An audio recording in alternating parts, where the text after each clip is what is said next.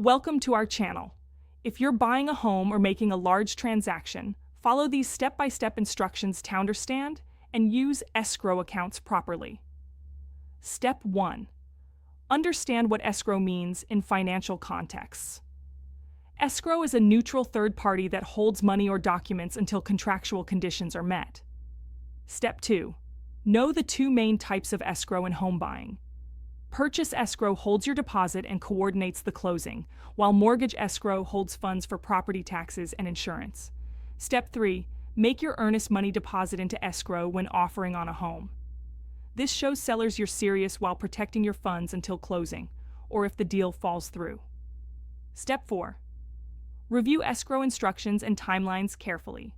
Understand contingencies, deadlines, and conditions that must be met for the transaction to proceed. Step 5. Provide all required documentation to the escrow company promptly. Delays in submitting papers can jeopardize your transaction or cost you money. Step 6. Understand mortgage escrow accounts that pay property taxes and insurance. Your monthly payment includes principal, interest, taxes, and insurance, with the latter two held in escrow. Step 7. Review your annual escrow analysis statement from your mortgage lender. This document shows if your escrow account has sufficient funds or needs adjustment. Step 8. Know you can request to waive mortgage escrow if you have sufficient equity.